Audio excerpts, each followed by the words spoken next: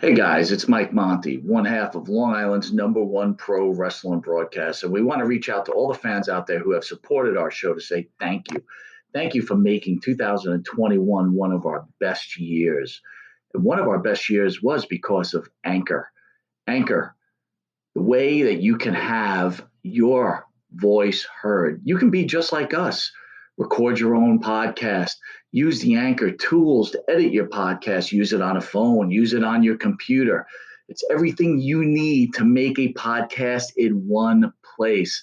And best of all, with Anchor, they're totally free. So be just like Long Island's number one pro wrestling broadcast, Monty and the Pharaoh. We're looking together for a great 2022. We've got huge guests coming on board. Oh, yeah. You probably wonder why Jimmy's not here right now. Well, he's prepping for one of the best interviews we're about to have, and we're going to surprise someone with. So hang aboard with us, and don't forget, be like us and use Anchor. Hello, folks. This is the Masked Wrestling Fan with another discussion of unsung wrestling heroes. And on this discussion, we're going to be talking about none other than Paul Roma. Now, some of you fans might have, younger fans might have heard about Paul Roma. He was part of the Four Horsemen in WCW at one point. Prior to that, he was in a tag team. Very underused, in my opinion, tag team, Power and Glory, along with the Great Hercules. But he's done a lot of other things in professional wrestling. Now, Paul Roma first started appearing on the scene in the old World Wrestling Federation days. He was a very musculature young man, not particularly tall. I think Paul ranged between 5'10" and 6 feet during his career, but very musculature. Certainly caught the eye of some of the representatives over at the old World Wrestling Federation. And he wrestled preliminary matches for a time, often losing. High-profile stars like Paul and Mr. Wonderful Orndorff and others would defeat him at the house show circuit and sometimes on television. But Paul must have been doing something right. He was put into a tag team with Special Delivery Jones, SD Jones, you might recall. Lost to King Kong Bundy at WrestleMania 1 in 6 seconds. Also, SD Jones was, I believe, the second WWF wrestler to have two LJN action figures after him. The first being Andre the Giant, who had the long hair and the short hair versions of the Andre. Well, SD Jones had his traditional red trunks, Philadelphia, Pennsylvania look, and also his Antigua and the West Islands look, his tropical look. So SD, although he did lose his share of matches, he was also kind of well-revered and well-liked. And they put SD Jones and they put Paul Roma together in a tag team and sent him overseas. And this is going way back to the mid-'80s. There's not a lot of records of these matches or events. But before the days of the current WWE during their Saudi Arabian shows, they were doing these type of performances over there in the Middle East at that time as well. So very interesting that at the time, SD Jones and Paul Roma as a tag team were really making some traction. Now, unfortunately for them, those wins did not translate to much success in the United States.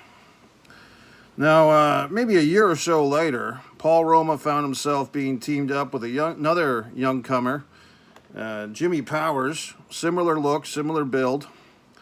Apparently, the two did not get along too well outside the ring, but inside the ring, they seemed to have quite the chemistry. They looked like a well-oiled machine, quite literally, and they actually had a string of victories. They defeated, I believe, the tag team champions at the time, Bret Hart and Jim the Anvil Neidhart, the Hart Foundation, with Jimmy Hart. Defeated them in a non-title match. I believe they started using some really good music for their theme song, and I believe they even stole Jimmy Hart's music. So they were quite the young pretty boy tag team. And they probably had their biggest victory at Survivor Series 1987, where there was two teams consisting of 5 tag teams each. So a 10-on-10 match, really a huge match. You had all these big tag teams of the time, the newly formed Demolition, the Hart Foundation, I believe the British Bulldogs were in there, the Rougeaus. Huge tag team 5-on-5. And on the what they call the babyface side, the good guy side, it came down to the Killer Bees, Jumpin' Jim Brunzell and B. Brian Blair, were sharing the victory with none other than Paul Roma and Jimmy Powers. So pretty impressive. Unfortunately, I guess their behind-the-scenes disagreements and so forth eventually carried over. The team was split up. Both men got put back into kind of a opening match, mid-card match type situations until a very fateful opportunity happened. Paul Roma and Hercules found themselves in a bit of a disagreement with none other than the Rockers, Shawn Michaels and Marty Jannetty. Kind of an interesting way they did things, but these 4 men could not get along, and the established team of the Rockers were challenged by the new team of what they called Power and Glory, Hercules and Paul Roma, managed by the good Doctor of Style Slick, at SummerSlam, okay? I want to say it was SummerSlam 1990. And quite impressively, the Power and Glory pulled off a big upset. They actually beat the Rockers at that show.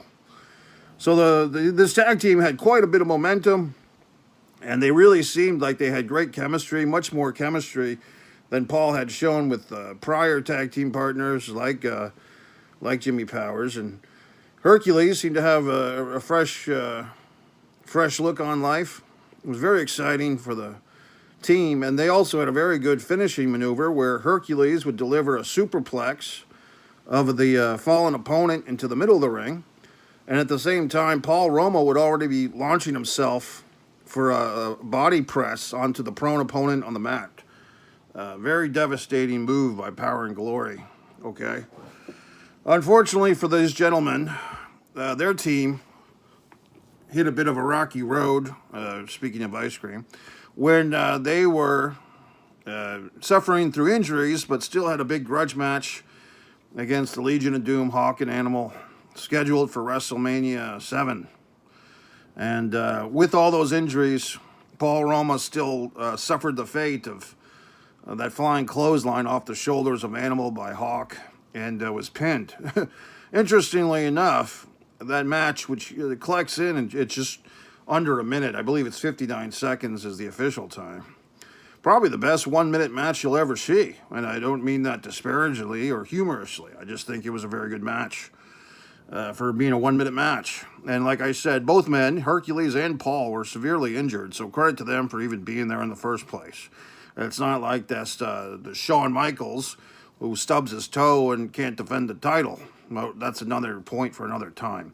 Moving forth, the team was kind of disbanded. Hercules left the area, left the territory, ended up over at WCW, oddly enough, under a mask of some kind. Looked more like a lady's pantyhose. And he wrestled as, well, I don't want to give away his identity. Us masked men always keep the identity of our brethren secret.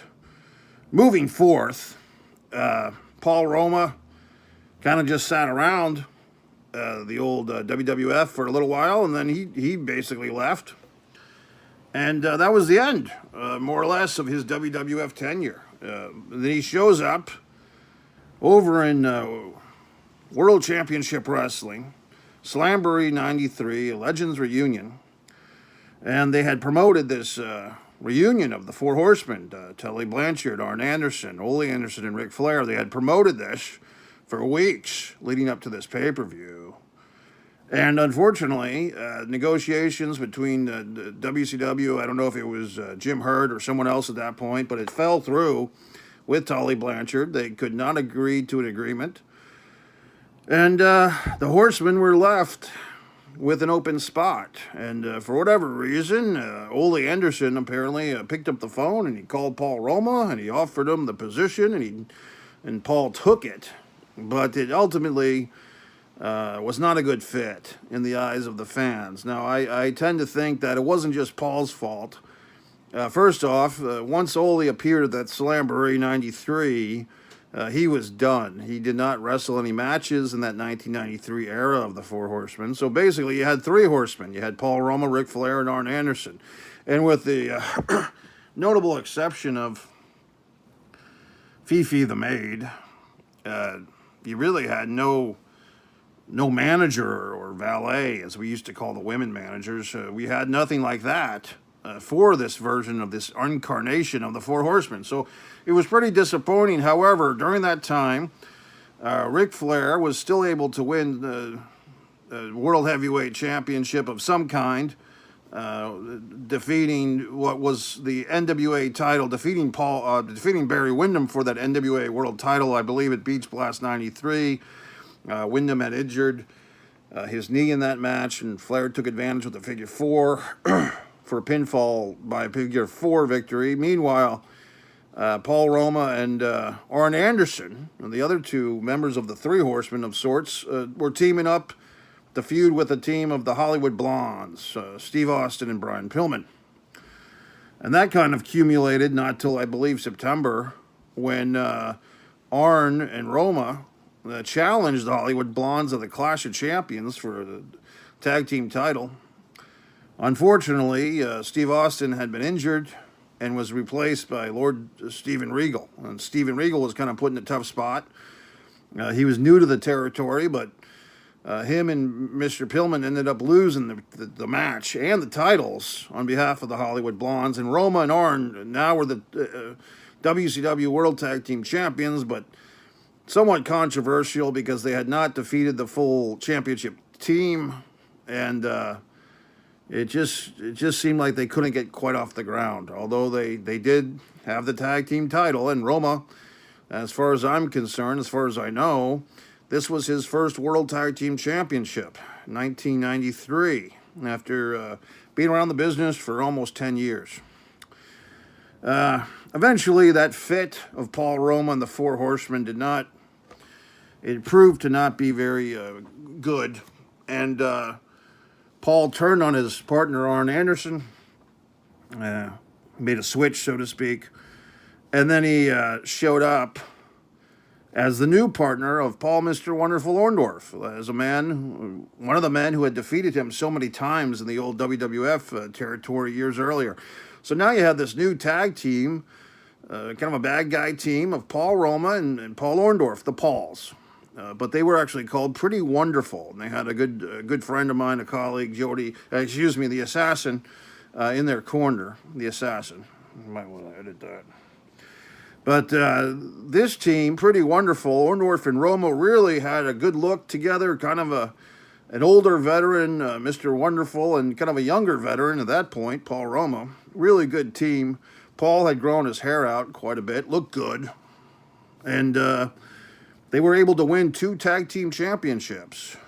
And they feuded quite a bit with a team, I believe, of Stars and Stripes, which was Marcus Alexander Bagwell and the Patriot, another masked gentleman. So, very exciting times.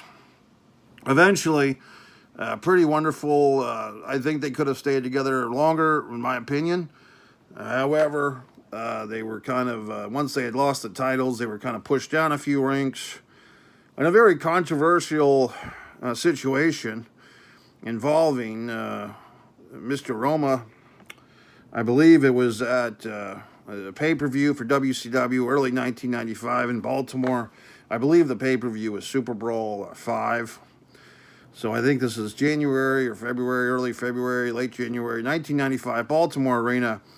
They put Paul Roma in a singles match against Alex Wright from Germany. And for whatever reason, they wanted Paul to kind of make this kid look good, but Paul made himself look really good, and he was very good. One of the best flying elbow drops you might ever see in a wrestling match was that Super Brawl 5, Paul Roma devastatingly dropping an elbow on the Alex Wright. Yet somehow, Alex Wright was able to win this match, and Apparently, Paul was not treated very well after that match and was let go. And that's unfortunate.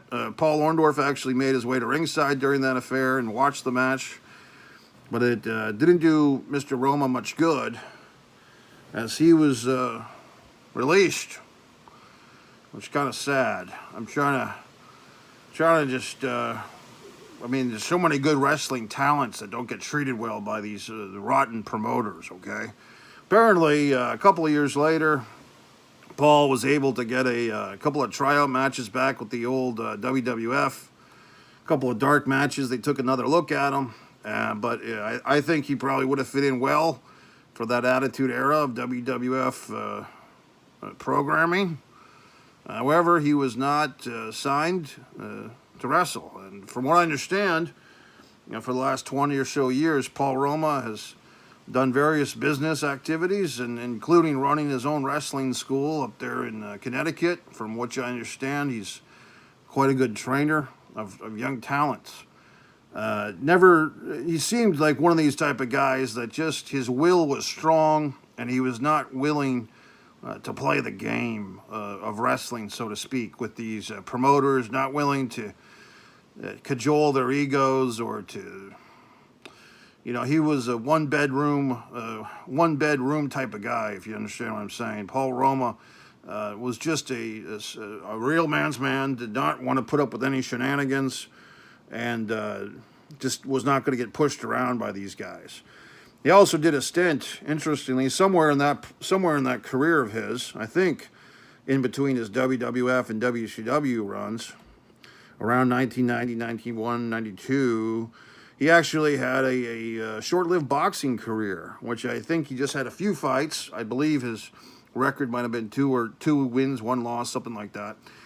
But just the fact that he was kind of ahead of his time as a multi-ring sport athlete. I mean, you talk about your Kurt Angles, your Brock individuals, your Shamrocks, but kind of ahead of his time.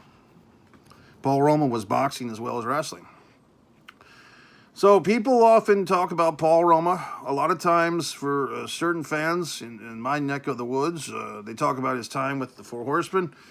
I think other fans might genuflect on Power and Glory as a highlight. I tend to think that his best days, championship-wise and even in-ring-wise, was in fact that tenure with Paul Orndorff. I feel like Paul really had come into his own. He was kind of at his career peak, both physically and emotionally. He just seemed to be on all cylinders. I would say a close number two, of course, would be the Power and Glory team.